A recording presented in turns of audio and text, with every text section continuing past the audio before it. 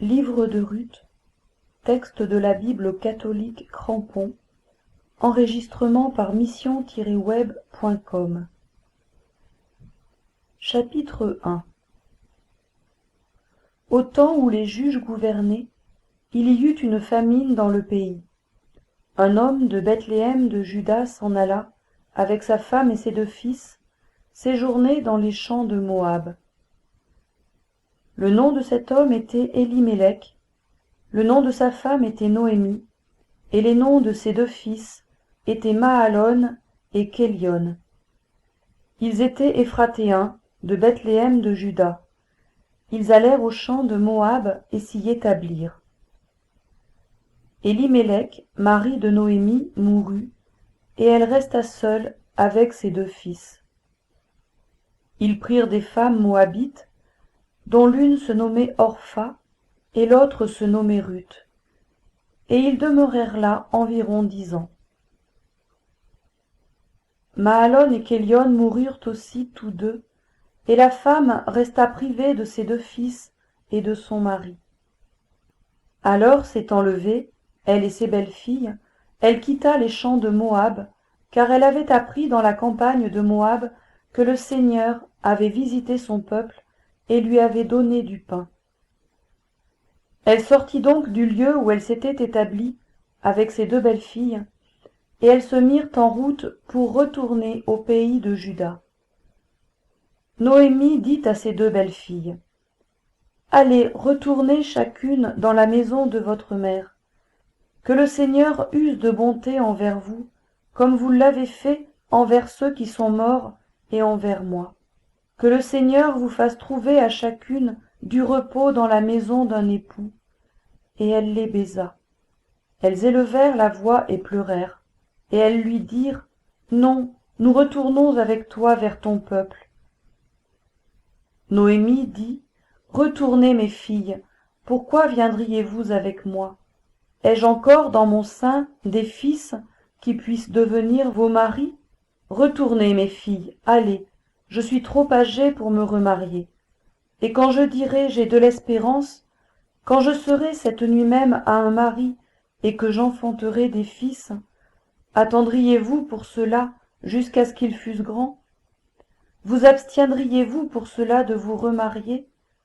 Non, mes filles, il m'est très amer à cause de vous que la main du Seigneur se soit appesantie sur moi. » Et élevant la voix, elles pleurèrent encore. Puis Orpha baisa sa belle-mère, mais Ruth s'attacha à elle. Noémie dit à Ruth : « Voici que ta belle-sœur s'en est retournée vers son peuple et vers son Dieu. Retourne avec ta belle-sœur. » Ruth répondit : « Ne me presse pas de te laisser en m'en retournant loin de toi. Où tu iras, j'irai. Où tu demeureras, je demeurerai. Ton peuple sera mon peuple, et ton Dieu sera mon Dieu. Où tu mourras, je mourrai, et j'y serai enseveli. Que le Seigneur me traite dans toute sa rigueur, si autre chose que la mort me sépare de toi. » Voyant que Ruth était décidée à l'accompagner, Noémie cessa ses instances. Elles s'en allèrent toutes 2 jusqu'à ce qu'elles arrivassent à Bethléem. Lorsqu'elles entrèrent dans Bethléem, toute la ville fut émue à cause d'elles, et les femmes disaient : « Est-ce Noémie ? » Elle leur dit : « Ne m'appelez pas Noémie, appelez-moi Mara, car le Tout-Puissant m'a remplie d'amertume. Je m'en suis allée les mains pleines, et le Seigneur me ramène les mains vides. Pourquoi m'appelleriez-vous Noémie, après que le Seigneur a témoigné contre moi, et que le Tout-Puissant m'a affligée ? » C'est ainsi que Noémie revint, et avec elle sa belle-fille Ruth la Moabite, qui était arrivée des champs de Moab. Elles arrivèrent à Bethléem au commencement de la moisson des orges. Chapitre 2. Noémie avait un parent du côté de son mari. C'était un homme puissant et riche, de la famille d'Élimélec, et son nom était Boz. Ruth la Moabite dit à Noémie : « Je voudrais bien aller aux champs, glaner des épis, derrière celui aux yeux duquel j'aurais trouvé grâce. Elle lui répondit, va, ma fille. Ruth s'en alla et vint glaner dans un champ derrière les moissonneurs. Et il se rencontra qu'elle arriva dans la pièce de terre qui appartenait à Boz, qui était de la famille d'Élimélec. Et voilà que Boz vint de Bethléem, et il dit aux moissonneurs, le Seigneur soit avec vous. Ils lui répondirent, le Seigneur te bénisse. Et Boz dit à son serviteur, établi sur les moissonneurs, à qui est cette jeune fille? Le serviteur établi sur les moissonneurs répondit, c'est une jeune Moabite qui est revenue avec Noémie des champs de Moab. Elle nous a dit, laissez-moi glaner et ramasser des épis entre les gerbes, derrière les moissonneurs. Et depuis ce matin qu'elle est arrivée, jusqu'à présent, elle a été debout, et ce repos qu'elle prend dans la maison est court. Boz dit à Ruth, écoute ma fille, ne va pas glaner dans un autre champ, ne t'éloigne pas d'ici, et reste ainsi avec mes servantes. Regarde le champ que l'on moissonnera, et va derrière elle. N'ai-je pas défendu aux serviteurs de te toucher? Et quand tu auras soif, tu iras aux cruches, et tu boiras de ce que les serviteurs auront puisé.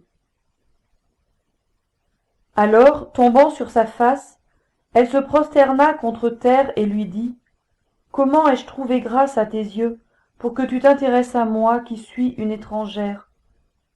Boz lui répondit, on m'a rapporté tout ce que tu as fait pour ta belle-mère après la mort de ton mari, et comment tu as quitté ton père et ta mère, et le pays de ta naissance, et tu es venu vers un peuple que tu ne connaissais pas auparavant. Que le Seigneur te rende ce que tu as fait, et que la récompense soit pleine de la part du Seigneur, le Dieu d'Israël, sous les ailes duquel tu es venu te réfugier. Et elle dit, ô que je trouve grâce à tes yeux, mon Seigneur, car tu m'as consolée, et tu as parlé au cœur de ta servante, bien que je ne sois même pas comme l'une de tes servantes. Au moment du repas, Boz dit à Ruth, approche, mange du pain, et trempe ton morceau dans le vinaigre. Elle s'assit à côté des moissonneurs. Boz lui donna du grain rôti, elle mangea et se rassasia, et elle garda le reste. Ensuite, elle se leva pour glaner. Et Boz donna cet ordre à ses serviteurs. Qu'elle glane aussi entre les gerbes, et ne lui faites pas de honte. Et même, vous tirerez pour elle quelques épis des javelles que vous laisserez par terre, afin qu'elle les ramasse, et vous ne lui ferez point de reproche. Elle glana dans le champ jusqu'au soir, et elle bâtit ce qu'elle avait glané. Il y eut environ 1 épha d'orge. Elle l'emporta et revint à la ville, et sa belle-mère vit ce qu'elle avait glané. Elle tira aussi ce qu'elle avait gardé de reste après son repas et le lui donna. Sa belle-mère lui dit, où as-tu glané aujourd'hui, et où as-tu travaillé? Béni soit celui qui s'est intéressé à toi. Et Ruth fit connaître à sa belle-mère chez qui elle avait travaillé, en disant, l'homme chez qui j'ai travaillé aujourd'hui s'appelle Boz. Noémie dit à sa belle-fille, qu'il soit béni du Seigneur, de ce qu'il n'a pas cessé d'être miséricordieux envers les vivants, aussi bien qu'envers ceux qui sont morts. Noémie lui dit encore, cet homme est pour nous un proche parent, et l'un de ceux qui ont sur nous droit de rachat. Ruth, la Moabite, dit, il m'a dit encore, reste avec mes serviteurs jusqu'à ce qu'ils aient achevé toute ma moisson. Et Noémie dit à Ruth, sa belle-fille, il est bon, ma fille, que tu sortes avec ses servantes, afin qu'on ne te maltraite pas dans un autre champ. Elle resta donc avec les servantes de Boz pour glaner, jusqu'à la fin de la moisson des orges et de la moisson du froment, et elle demeurait avec sa belle-mère. Chapitre 3. Noémie, sa belle-mère, lui dit, « Ma fille, je veux te chercher un lieu de repos où tu sois heureuse. » Et maintenant, Boz, avec les servantes duquel tu as été, n'est-il pas notre parent? Voici qu'il doit vanner cette nuit l'orge qui est dans l'air. Lave-toi et oins-toi, mets tes plus beaux vêtements, et descends vers l'air. Ne te laisse pas apercevoir de lui jusqu'à ce qu'il ait achevé de manger et de boire. Et quand il ira se coucher, observe le lieu où il se couche, puis entre, soulève la couverture de ses pieds, et couche-toi. Lui-même te dira ce que tu as à faire. Elle lui répondit, je ferai tout ce que tu me dis. Elle descendit dans l'air et fit tout ce que lui avait ordonné sa belle-mère. Boz mangea et but, et son cœur fut joyeux. Il alla se coucher à l'extrémité du tas de gerbes. Alors Ruth s'approcha doucement, découvrit ses pieds et se coucha. Au milieu de la nuit, cet homme eut une frayeur. Il se pencha, et voici qu'une femme était couchée à ses pieds. Il dit, qui es-tu? Elle répondit, je suis Ruth, ta servante. Étends sur ta servante le pan de ton manteau, car tu as droit de rachat. Il dit, béni sois-tu du Seigneur, ma fille. Ton dernier amour surpasse le premier, car tu n'as pas recherché des jeunes gens, pauvres ou riches. Maintenant, ma fille, ne crains point, tout ce que tu diras, je le ferai pour toi, car tout le peuple de Bethléem sait que tu es une femme vertueuse. Maintenant, c'est en vérité que j'ai un droit de rachat, mais il y en a un autre plus proche que moi. Passe ici la nuit, et demain, s'il veut te racheter, c'est bien, qu'il te rachète. Mais s'il ne veut pas te racheter, je te rachèterai, moi. Le Seigneur est vivant, reste couché jusqu'au matin. Elle resta donc couchée à ses pieds jusqu'au matin, et elle se leva avant qu'un homme pût en reconnaître un autre. Boz dit, qu'on ne sache pas que cette femme est rentrée dans l'air. Et il ajouta, donne le manteau qui est sur toi et tiens-le. Elle le tint, et il mesura 6 mesures d'orge qu'il chargea sur elle, puis il rentra dans la ville. Ruth étant revenue auprès de sa belle-mère, Noémie lui dit, qu'as-tu fait, ma fille? Ruth lui raconta tout ce que cet homme avait fait pour elle. Il m'a donné, ajouta-t-elle, ces 6 mesures d'orge en me disant, tu ne retourneras pas les mains vides chez ta belle-mère. Et Noémie dit, reste ici, ma fille, jusqu'à ce que tu saches comment finira l'affaire, car cet homme ne se donnera point de repos qu'il n'ait terminé cette affaire aujourd'hui. Chapitre 4. Boz monta à la porte de la ville et s'y assit. Or voici que celui qui avait droit de rachat et dont Boz avait parlé vint à passer.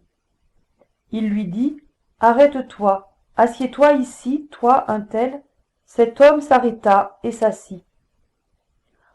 Alors Boz prit 10 hommes parmi les anciens de la ville, et il dit, asseyez-vous ici. Et ils s'assirent. Il dit à celui qui avait le droit de rachat, la portion de champ qui appartenait à notre frère Élimélec a été vendue par Noémie qui est revenue des champs de Moab. Et j'ai dit, je veux t'en informer et te dire, achète-la en présence de ceux qui siègent ici et en présence des anciens de mon peuple. Si tu veux racheter, rachète. Si tu ne veux pas, déclare-le-moi, afin que je le sache. Car il n'y a personne avant toi qui ait le droit de rachat, moi je viens après toi. Il répondit, je rachèterai. Et Boz dit, le jour où tu acquerras le champ de la main de Noémie, tu l'acquerras en même temps de Ruth la Moabite, femme du défunt, pour faire revivre le nom du défunt dans son héritage. Celui qui avait le droit de rachat répondit, je ne puis pas le racheter pour mon compte, de peur de détruire mon propre héritage. Fais usage de mon droit de rachat, car je ne puis racheter. C'était autrefois la coutume en Israël, en cas de rachat et d'échange, pour valider toute affaire, que l'homme ôtât son soulier et le donnât à l'autre, cela servait de témoignage en Israël. Celui qui avait le droit de rachat dit à Boz, acquiert pour ton compte, et il ôta son soulier. Et Boz dit aux anciens et à tout le peuple, vous êtes témoins aujourd'hui que j'ai acquis de la main de Noémie tout ce qui appartenait à Élimélec et tout ce qui appartenait à Kélion et à Mahalon, et que j'ai acquis en même temps pour femme Ruth la Moabite, femme de Mahalon, pour faire revivre le nom du défunt dans son héritage, afin que le nom du défunt ne soit pas retranché d'entre ses frères et de la porte de son lieu. Vous en êtes témoins à ce jour. Tout le peuple qui était à la porte et les anciens dirent, nous en sommes témoins. Que le Seigneur rende la femme qui entre dans ta maison semblable à Rachel et à Lia, qui toutes deux ont bâti la maison d'Israël. Sois fort dans Ephrata et fais-toi un nom dans Bethléem. Puisse ta maison être semblable à la maison de Pharès, que Tamar enfanta à Juda, par la postérité que le Seigneur te donnera de cette jeune femme.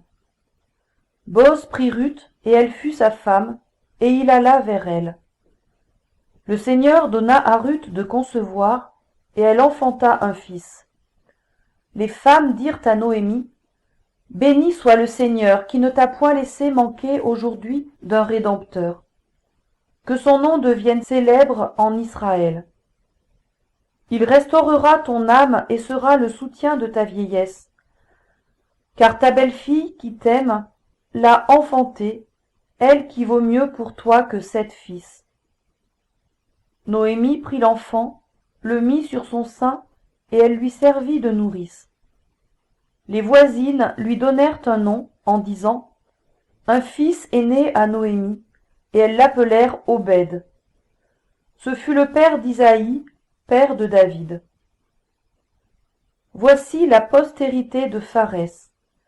Pharès engendra Esron, Esron engendra Aram, Aram engendra Aminadab, Aminadab engendra Naasson, Naasson engendra Salmon, Salmon engendra Boz, Boz engendra Obed, Obed engendra Isaïe, Isaïe engendra David.